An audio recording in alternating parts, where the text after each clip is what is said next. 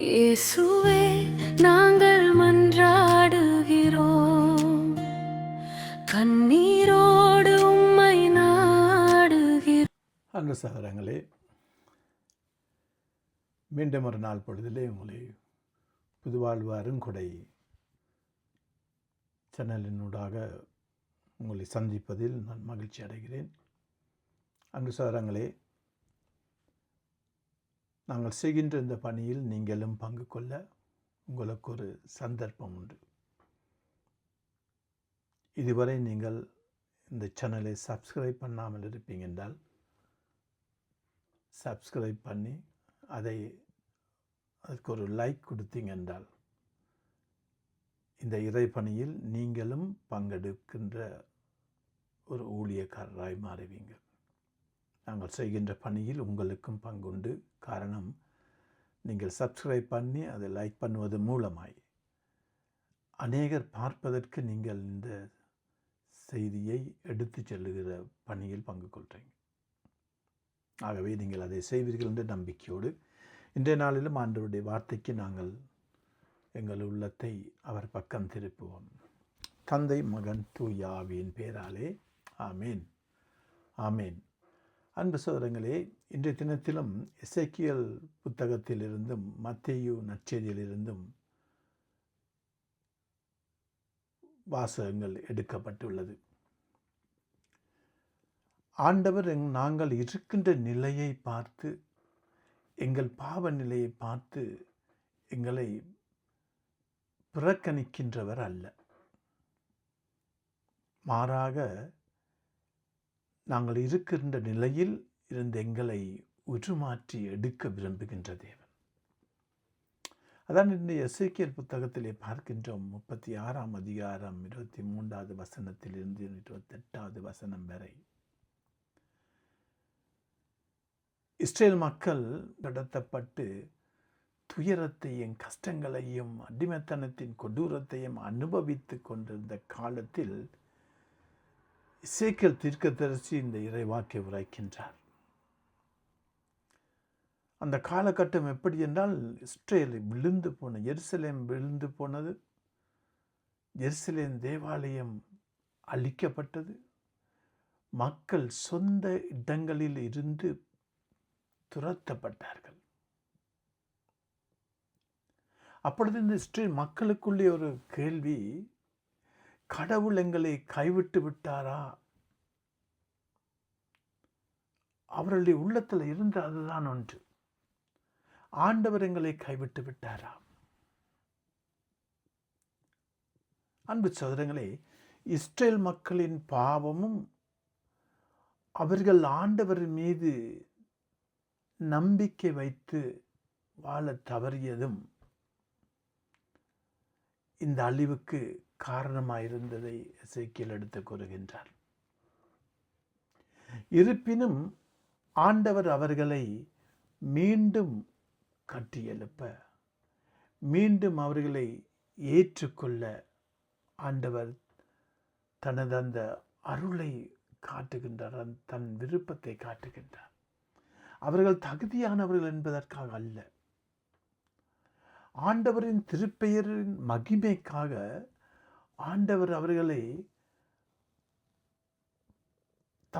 அவர்களுக்கு தான் செய்த உடன்படிக்கை உண்மை உள்ளவராய் இருப்பதால் மீண்டும் மீட்டுக்கொள்ள தன் பக்கம் கொண்டு வர விரும்புகின்றார். சகோதரங்களே, இந்த வாசகத்திலே சகோதரங்களே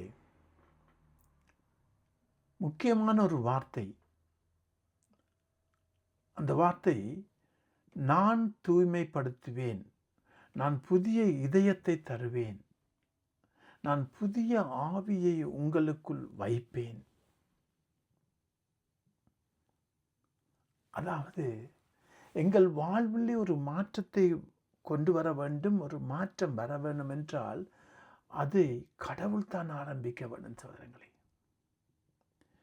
தூய நீரை உங்கள் மேல் தெளிப்பேன் என்று சொல்லுகிறார். இங்கே தூய நீர் என்பது தூய்மையின் அடையாளம். ஒரு பக்கம் திருமுழுக்கின் அடையாளம் சொல்லலாம். எங்கள் பாவங்களிலிருந்து நாங்கள் கழுவப்பட்டு புது படைப்பாய் மாற்றப்படுகின்ற நிகழ்வு தான் திருமுழுக்கு. ஆண்டவர் சொல்கிறார், உங்கள் மீது நான் தூய நீரை தெளிப்பேன். அன்பு சகோதரங்களே, பபிலியோனிய மக்கள், இந்த இஸ்ரேல் மக்கள் அடிமைத்தனத்திலிருந்து பபிலியோனிலிருந்து எருசலேமுக்கு திரும்ப வருவதால் மட்டும் அவர்களுக்கு அவருடைய பிரச்சனை தீர்ந்து விடாது. அவர்கள் தங்கள் நாட்டுக்கு, தங்கள் தேசத்துக்கு, கடவுளினால் வாக்களிக்கப்பட்ட அந்த தேசத்துக்கு வந்து சேருவதற்கு முன்பாக அவளுடைய இதயம் கடவுளிடம் திரும்ப வேண்டும். கடவுளிடம் திரும்ப வேண்டும். அது மிக மிக முக்கியம் சகோதரங்களே. ஆகவே இது எங்களுடைய வாழ்க்கைக்கும் பொருந்தும். அன்று இஸ்ரேல் மக்களுக்கு மாத்திரமல்ல, எங்களுக்கும் இது பொருத்தமாக இருக்கும் சகோதரங்களே. பல நேரங்களிலே நாங்கள் எங்கள் வாழ்விலே சூழ்நிலைக்கு முகம் கொடுக்கின்ற பொழுது இறைவனை நோக்கி நாங்கள் மன்றாடுகிறோம், ஆண்டவரே இந்த சூழ்நிலையை மாற்றுங்க, இந்த பிரச்சனையை அகற்றுங்க, இந்த துன்பத்தை நீக்குங்கள். இதுதான் எங்களுடைய மன்றாட்டாக இருக்கின்றது. இதுதான் நாங்கள் ஆண்டவரை எப்பொழுதும் பார்த்து மன்றாடுகிறோம் சகோதரங்களே.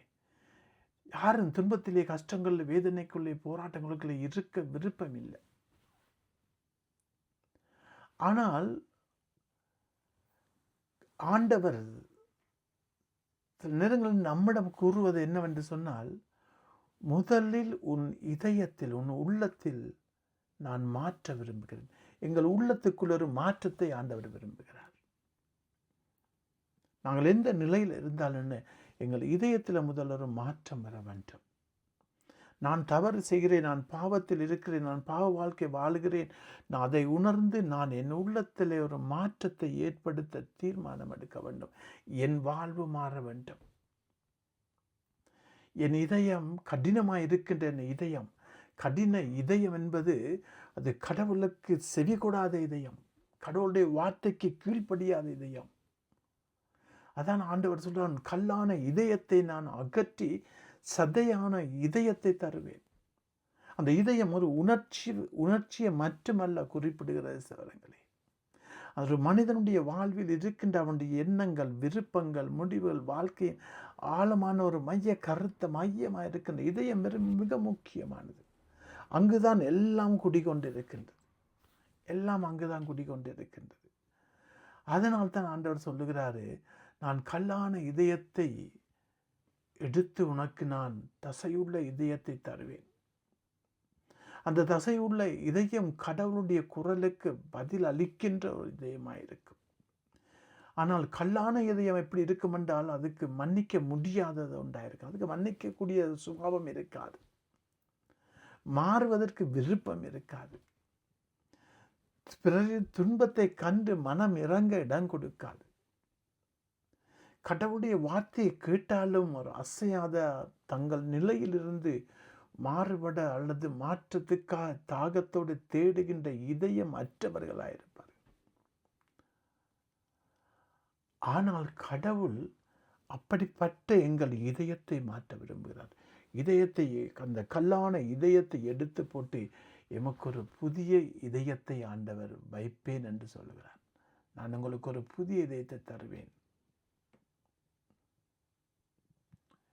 இது கடவுளின் அருளினால், கிருபையினால் தான் ஆகும் சகோதரங்களே. அவருடைய அருளினால் தான் இதெல்லாம் ஆக முடியும்.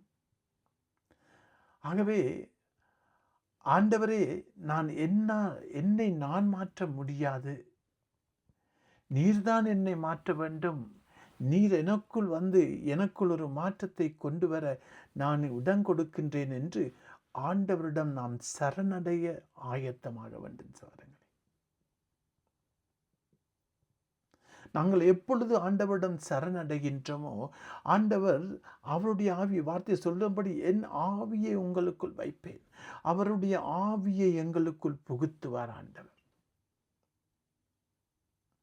ஆகவே அந்த ஆவியானவர் எங்களுக்குள்ளே வருகின்ற பொழுது நாம் பலனடைந்தவர்களாய், திடம் கொண்டவர்களாய், துணிவு உள்ளவர்களாய், தீர்மானம் எடுத்து அந்த தீர்மானத்தின்படி வாழ இறைவனுடைய சத்தத்துக்கு பதில் கொடுக்கின்றவர்களாய் எங்கள் இதயம் மாற்றப்படும். காரணம், ஆண்டவர் தசையுள்ள இதயத்தை வைத்து முதலில் ஆண்டவர் நீரை, எங்களுக்கு தூய நீரை எங்கள் மேல் ஊற்ற விரும்புகின்றார்.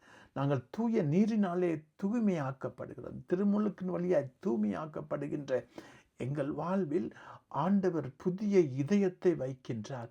அந்த புதிய இதயத்தை வைக்கின்ற ஆண்டவர் அதற்குள் அவருடைய ஆவியை எங்களுக்குள் புகுத்துகிறார். சகோதரி சகோதரியே, நான் ஒரு புது மகனாய் மகளாய் உருமாறுகிறோம். புது மகனாய் புது மகளாய் நாங்கள் உற்று மாற்றப்படுகின்றோம். இது முற்று முழுதாய் ஆண்டவரின் கிருபை. நாங்கள் இருக்கின்ற அந்த நிலையில் இருந்து ஆண்டவர் எங்களை புறக்கணிக்காது எங்களை ஏற்றுக்கொள்ளுகின்றார். அன்பு சகோதரங்களே, எங்கள் வாழ்வை நாங்கள் ஒரு கணம் சிந்தித்து பார்ப்போம்.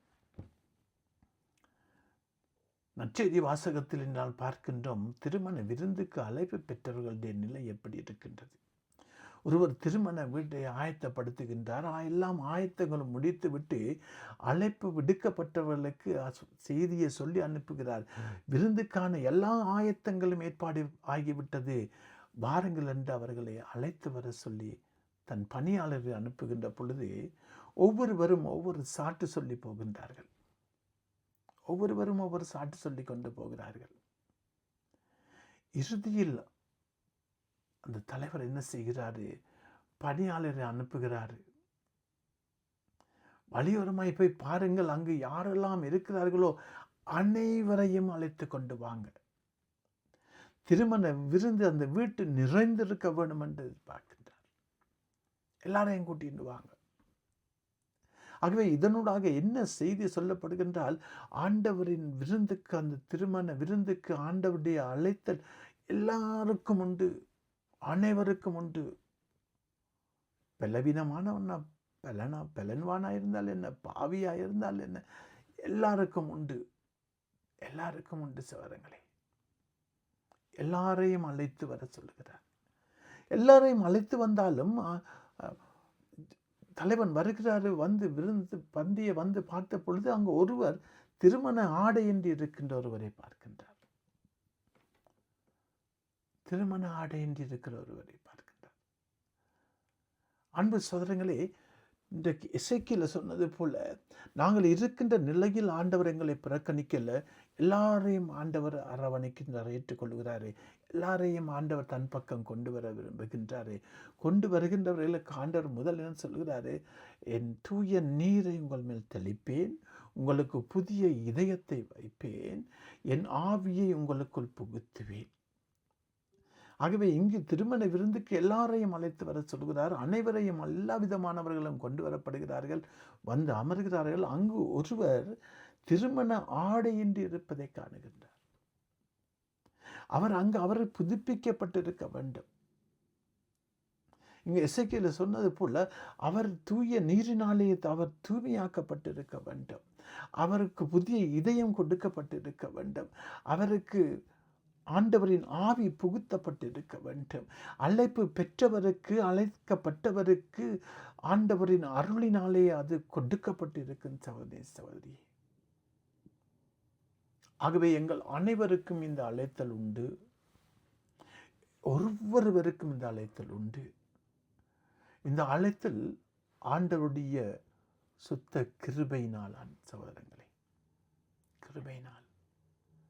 ஆகவே இன்று நாளில் பாருங்க, எங்களுடைய வாழ்க்கையில் எங்களுடைய இதயம் இன்னும் கடினப்பட்டு இருக்கின்றதா? மற்றவர்களை மன்னிக்க முடியாது, மற்றவர்களை ஏற்றுக்கொள்ள முடியாது. உயர்வு தாழ்வு பார்த்து நான் பெரியவன் என்று அகங்காரங்களும் தலைக்கணங்களும் எத்தனை விதமான கொடூர சிந்தனைகள் எங்கள் இதயத்தில் இருப்பதினாலே எங்கள் இதயம் கடினப்பட்டிருக்கின்றது. அந்த கடினத்தினாலே ஆண்டவரின் சத்தம் எங்களுக்கு கேட்க முடியாமல் இருக்கின்றது. ஆண்டவருடைய சத்தத்தை கேட்டாலும் பதில் கொடுக்க முடியாமல் இருக்கின்றது. காரணம், எங்கள் இதயம் அவ்வளவு இறுகிய கல்லான இதயமாய் இருக்கின்றது. ஆகவே இன்றைய நாளிலும் ஆண்டவர் சகோதரியே, எங்கள் வாழ்வில் எங்கள் கல்லான இதயத்தை எடுத்து போட்டு தசையுள்ள இதயத்தை வைக்க விரும்புகின்றார். நீங்கள் ஆயத்தம் ஆண்டவருக்கு இடம் கொடுக்க. தூய நீரினாலே எங்களை ஆண்டவர் தூய்மைப்படுத்த விரும்புகின்றார். உண்மையான உள்ளத்தோடு இதயத்தை திறந்தவர்களாய் ஆண்டவரிடம் நாங்கள் ஒவ்வொருவரும் சரணடைய ஆயத்தமா? ஆண்டவரே, எங்களால் முடியாத ஆண்டவரே, ஆனால் உம்மால் கூடும் ஆண்டவரே. அப்பா நாங்கள் பாவிகளாய் இருக்கின்றோம், பலவினாய் இருக்கின்றோம், கடின இதயமுள்ளவர்களாய் இருக்கின்றோம். அப்பா எங்களால் ஆண்டவரே அப்பா மாற எங்களால் முடியாது ஆண்டவரே, ஆனால் உம்மால் கூடும். நாங்கள் என் வீட்டாரும் என் குடும்பமாய் உம்மிடம் சரணடைகின்றோம் என்று அவரிடம் நாங்கள் முழுமையாய் சரணடைந்தோம் என்றால் சகோதரனே சகோதரியே, அவர் எங்களை தூய நீரினால் எங்களை தூய்மைப்படுத்த ஆயத்தமாக இருக்கின்றார். எங்கள் கடினமான இதயத்தை எடுத்து போட்டு தசையுள்ள இதயத்தை வைக்க ஆயத்தமாக இருக்கின்றார். தன் ஆவியை எங்களுக்குள் புகுத்தி எங்கள் வாழ்வை உருமாற்ற விரும்புகின்றார். நானும் நீங்களும் கவலைப்பட வேண்டிய அவசியம் இல்லை. இந்த உலகம் எங்களை பார்த்து புறக்கணிக்கும் சகோதரங்களே. இந்த உலகம் எங்கள் பலவீனத்தை பார்த்து எங்களை ஒதுக்கி வைக்கும். இந்த உலகம் நாங்கள் இருக்கின்ற நிலையை பார்த்து எங்களை மதியாமல் இருக்கும். இந்த உலகம் எங்களை விட்டு அகன்று போகும். இந்த உலகம் எங்களை தங்களோடு சேர்த்து கொள்ளாத எங்களை ஒதுக்கி வைக்கும். இந்த உலகம் எங்களுக்கு எதிராய் பேசும். இந்த உலகம் எங்களை பார்த்து எள்ளி நகையாடும். ஆனால் நாங்கள் எந்த நிலை முடியாத நிலையில் பாவ நிலையில் இருந்தாலும் எங்கள் ஆண்டவர் ஒருவர் தான் எங்களை தேடி வருகின்றவர். அவர் ஒருவர் தான் எங்கள் அருகில் வந்து எங்களை இருக்கின்ற நிலையோடு ஏற்றுக்கொள்ள ஆயத்தமாக இருக்கின்றவர். நீ இருக்கின்ற நிலையோடு என்னிடம் வாவென்றுதான் ஆண்டவர் வார்த்தை சொல்லுகிறது. இருக்கின்ற நிலையோடு அவரிடம் போகின்ற பொழுது அவர் எங்களை தன் தூய நீரினாலே தூய்மைப்படுத்தி கல்லான இதயத்தை எடுத்து போட்டு ஆண்டவரின் சத்தம் எங்களுக்கு கேட்கவும் அவருடைய சத்தம் கேட்டதற்கு பதில் கொடுக்கின்ற தசையுள்ள இதயத்தை எங்களுக்கு தந்து தன் ஆவியினாலே எங்களை நிரப்ப ஆயத்தமாக இருக்கின்றார். ஆகவே இன்றைய நாளிலும் சகோதரியே ஆண்டவரிடம் முற்றுமுழுதாய் எங்களை அர்ப்பணிப்போம்.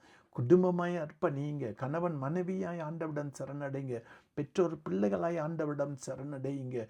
அன்பு சகோதரியே, நாங்கள் இந்த உலகத்திலே போராட்டங்களும் கஷ்டங்களும் வேதனைகளிலும் நாங்கள் துவண்டு இருக்கின்ற பொழுது ஆண்டவரை பார்த்து ஆண்டவரே இதை அகற்றுங்க என்று கேட்பதை விடுத்து ஆண்டவரே இதனூடாக நீங்கள் எங்களுக்கு சொல்லுகிற செய்தியை காணும் இதயத்தை எங்களுக்கு தாங்கண்டு கேளுங்க. ஒவ்வொரு சூழலுடாகவும் இஸ்ரேல் மக்களை பாருங்கள், அடிமைத்தனத்துக்குள்ளே அவர்கள் இருந்தார்கள். அவர்கள் துரத்தப்பட்டிருந்தார்கள். ஆலயம் சிதறுண்டு போயிருந்தது. எல்லா நிலையிலும் இருந்த அவர்களுடைய பாவமும் அவருடைய கீழ்ப்படியாமையும் அவர்கள் கடவுள் மீது அவநம்பிக்கை கொண்டதிலும் அவர்கள் இருந்த அந்த நிலையில் ஆண்டவர் அவர்களை புறக்கணிக்கல, மாறாக அவர்களுக்கு ஒரு புதிய இதயத்தை கொடுப்பேன். ஏன் என்று சொன்னால் ஆண்டவர் கொடுத்த வாக்கு தத்தத்தையும் இருந்து மாறுகிறவர் அல்ல. நான் உன்னை ஒருபோதும் உன்னை கைவிடுவதும் இல்லை, உன்னை விட்டு விலகுவதும் இல்லையா என்ற ஆண்டவர் இன்று என்னையும் உங்களையும் கைவிடாதவராய் விட்டு விலகாதவராய் நாங்கள் இருக்கின்ற நிலையோடு எங்களை ஏற்று எங்களை அவர் தன் பிள்ளையாய் உருமாற்ற விரும்புகிறார். ஆகவே இன்றைய நாளிலும் ஆண்டவருடைய சமூகத்திலே நாங்கள் எங்களை தாழ்த்தி ஒப்புக் கொடுத்து அன்பும் இரக்கமுள்ள ஆண்டவரே, இன்றைய நாளிலும் அப்பா இதோ நாங்கள் இருக்கின்ற நிலை நீர் அறிவீர் சுவாமி. இதோ நாங்கள் கணவன் மனைவி பிள்ளைகளாய் இதோ சமூகத்தில் நிற்கின்ற ஆண்டவரே, அப்பா எங்களுக்கு எத்தனை தடவைகள் உங்கள் செய்தி வார்த்தைகளை நாங்கள் கேட்டாலும் ஆண்டவரே எங்கள் இதயத்தில் ஆண்டவரை ஏற்று அதற்கேற்ற விதத்திலே பதில் கொடுக்க முடியாது நாங்கள் கஷ்டப்படுகிறோம் ஆண்டவரே. எங்களால் முடியல ஆண்டவரே, எங்களுடைய பாவமுமே நாங்கள் இருக்கின்ற நிலை ஆண்டவரே உமக்கு பதில் கொடுக்க முடியாத நிலை எங்கள் காரணம் எங்களுடைய இதயம் கடினமாக இருப்பதை நாங்கள் உமது வார்த்தையின்படி நாங்கள் உணர்கிறோம் ஆண்டவரே. இதோ இன்றைய நாளிலும் நாங்கள் குடும்பமாய் உம்மிடம் சரணடைகின்றோம். உமது வாக்கு தத்தத்தின்படி ஆண்டவரே தூய நீரினால் எங்களை நீர் தூய்மைப்படுத்தி கடின இதயத்தை எங்கள் உள்ளத்திலும் இல்லை எங்கள் இதயங்களிலும் எங்கள் பிள்ளைகள் எங்கள் கணவன் மனைவியா எங்கள் குடும்பத்தில் எங்களுக்குள் இருக்கின்ற அந்த கல்லான இதயத்தை அகற்றி போட்டு தசையுள்ள இதயத்தை எங்கள் மேல் வைத்த ஆண்டவரே, உமது வாக்கு தத்தத்தின்படியே உமது ஆவியை எங்களுக்குள் புகுத்துங்கப்பா. இன்றைய நாளிலும் அந்த மாற்றத்தை நாங்கள் காண, இன்றைய நாளிலும் நாங்கள் அந்த தசையுள்ள இதயத்தை உடையவர்களாய் உம் சத்தம் கேட்டு அப்பா அதற்கு பதில் கொடுக்கின்றவர்களாய் நீர் அனுமதிக்கின்ற ஒவ்வொரு சந்தர்ப்பத்திலும் நாம் விழிப்பாயிருந்து பதில் கொடுக்க எங்கள் அனைவரையும் உமது வல்ல கரத்தினால் தாங்கி உமது அருளும் கிருபையும் எங்களை முற்றுமுழுதாய் தொடர்ந்து ஆண்டவரை செல்லும் இடமெல்லாம் சமூகம் எங்களை சூழ இருந்து எங்களை பாதுகாத்து உமது பிள்ளைகளாய் தசையுள்ள இதயத்தை உடைய பிள்ளைகளாய் நாங்கள் உமக்கு பதில் கொடுத்தவர்களாயும் உமது மகிமையும் ஆட்சியும் எங்கள் வாழ்விலே வெளிப்படக்கூடியதாய் நாம் வாழ்வதற்கு தேவையான வல்லமையும் உமது தூய ஆவியினால் எங்களை முற்றுமுழுதாய் ஆட்கொண்டு வழி நடத்தும்படியாய் என் ஆண்டவரும் அது குமாரனுமாகிய இயேசு கிறிஸ்துவின் இனிய நாமத்தில் ஜெபிக்கின்றேன் தூய பரமபிதாவே. ஆமேன், ஆமேன், ஆமேன்.